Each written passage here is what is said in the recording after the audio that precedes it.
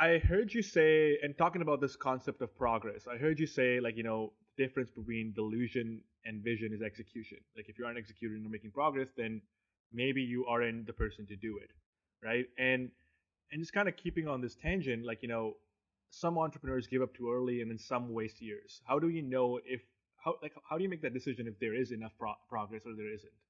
As I said, as we were talking about before, right? The main challenge is that you're trying to make something not real become real, or something that's fiction to reality. And the reason why it's delusional if you're not making consistent progress towards it is because you're just believing this fiction without actually trying to realize it, right? Like you see a lot of people fall trap to it. A lot of people talk about like how do you know something is true? And to me, it's true if you can organize people around it and you can commit action towards it. And that's what every startup founder does. You build a team, which is organized people, and then you get consent around this worldview. And then you have to build towards it, which is your execution. And the way you make sure you're building in the progress and you're actually making real gains towards it is that slowly and surely you are able to either use a product or bring customers into this product and see them get value out of it. Like, oh, let's just take a quick example, right? There's people who believe the earth is flat, so they've organized a community around it. But there's nothing that they can act on with that information, right? We've abandoned that worldview a long time ago. So in their context, it's true. The world is flat. Like as far as they can see, everything it works. But as soon as you want to build SpaceX, that thing has to be destroyed. And SpaceX took a long time before they had their first launch. But think about that every single day. They were moving forward to a rocket existing. And before SpaceX even started, Elon Musk found somebody who built a rocket engine in their garage. That's not even possible. So what was the first thing they thought of? Well, why don't we just take it to the desert and see what happens? Let's just see it rip. And that is still progress. You're testing out whether or not this is a viable next step. If that rocket engine didn't actually function the way that it was intended to, that SpaceX could not have existed. I mean, I'm not saying one way or the other, but the Yeah. point is at every stage, you're committing time and money towards your the business or the product you're trying to build. Make sure that you're testing that risk around it. Is it, let's say you want to build or I'm trying to do stuff around climate change. First thing I did is see, are there people interested in this? So I created a meetup group. The next thing it was, how long can people stay committed? So we had 50 people in the first meeting. That dropped down to 4 after 4 meetings, right? And then it just every week we met up and we learned about AI, we learned about different things. Then I was like, well, can we get data set? So I talked to a friend, he introduced me to somebody, he's a leading shark researcher in the world. We got data from that. And at every stage, something's happening. Now, is it perfect? No. For like 3 months this year, we did nothing. But the point is that we keep moving forward. We keep having some goal. We keep trying to accomplish it. And that's really the only thing you can ask for. So.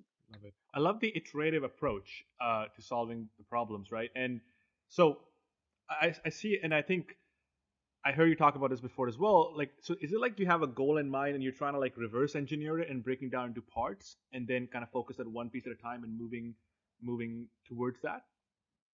You have something you want to accomplish, but then there's something that you need to validate before that can happen. So, for example, for the thing that we're doing now, the eventual goal is to be able to talk to dolphins and have a world that we can protect.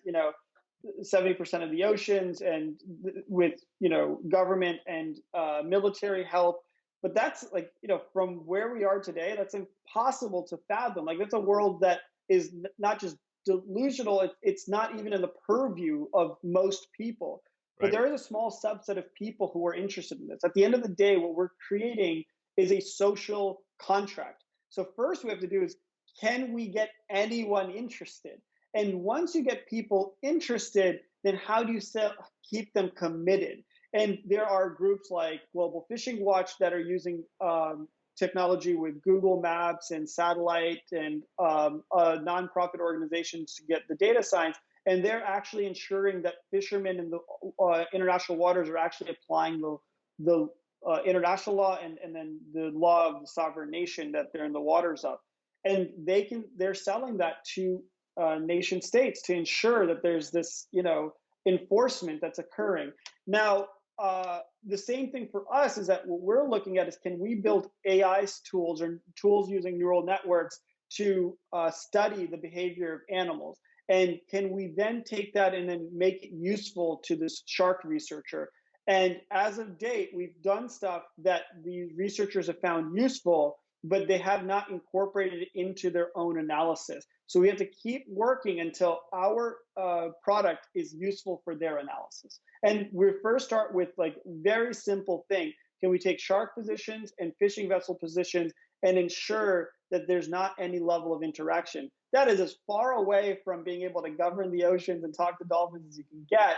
But you want to prove out small little things. And that's not just so you can, build relationships, and not just because, but you have to build confidence in yourself, have confidence from the team, and also be able to say, okay, once we get this part done, can we then build on top of it, or can we build the skills to do something more interesting in the future? And so, just because you're working on something unrelated to your ultimate goal today, at least build up the skills so you can eventually do what you want.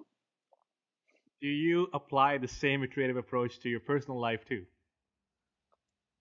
Uh, I I'll tell you that when I Yeah, first started dating in LA, I did that, and it made it a lot easier. It is hard to do that consistently, though. I'll tell you that I fallen off a lot. So interesting. yes and no.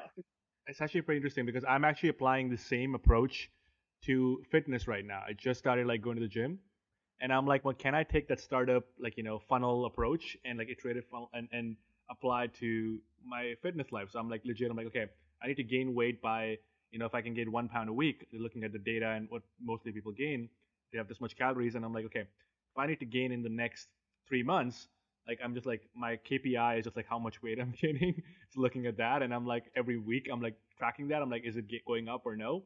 Well, eating like relatively healthy, but the goal being just like that is the goal, and I'm like, can I reverse engineer that, and like what do I need to do, what one thing I need to add just to like make it 1% better, and so the compound like just compounds basically. So like it's simple as that, because I'm trying to gain weight and I would not be able to. Like last week I added one more avocado. I'm like, okay, just that 200 calories, and some more nuts, and I'm like, okay, well next week can I? And it's such an interesting way to do about it, but it's just like it's fun, it's a game at this point. It's not even, I'm not even thinking about the weight part. I'm just having fun with it. I'm like, oh, what if I add one more thing? And what if I add one more thing? And what happens? That's why I was curious. Like, do So, you do that? so you nailed it, and that's exactly why iterative processes work. And I'll tell you what happened before. So I was trying to go after the big goal, right? And I was like, I'm going to take on this whole challenge and of the ocean, and I'm going to try to do it all myself, and I'm going to like find all these people. Even after all this experience, and even after going through all these startups and iterating and realizing.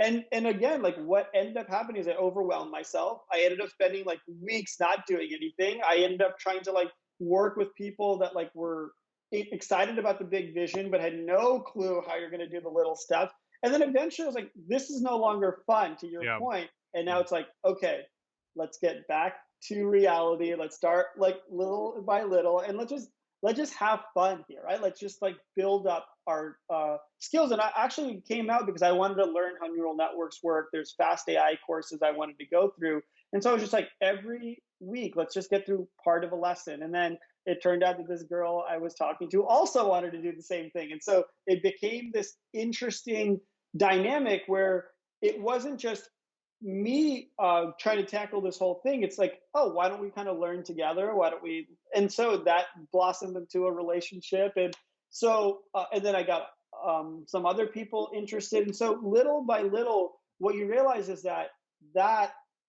that makes it fun for not you, but everybody. So, So I yeah. No, like it. it's exactly. I You like it. nailed it. I want to end this with like just because the podcast is about YC. So how important was YC for you, and like that experience, and like how would you recommend and stuff like that? I mean, changed my entire life. I think I would still be doing startups and everything, but the ability to be part of a network like meeting you and being able to understand how more closely like what it means to work in this like high pace environment of that pressure cooker of YC. I mean, it's everything. Plus, having the ability to fall back on that brand, Yeah. it's huge. Yeah, I would add on to that point what you said before, and I didn't understand this up until like probably 4 or 5 years ago, but I think I really understand it now. Or sorry, 4 or 5 years when I was in YC, is the what you said before. It's like it's at the end of the day, it's about people, right? And it's like first it was all about I want to build my company and I want all about that, and now it's more about no, it's not actually. It's like I want to talk to amazing people and build those amazing relationships because that's at the end of the day, that's what matters, right? Um, for me, that's Yeah, I been thought really the cool. same thing. I think I thought the exact same way. I mean, everything I'm talking about is because I've made the other mistake. So. Yeah, yeah, absolutely.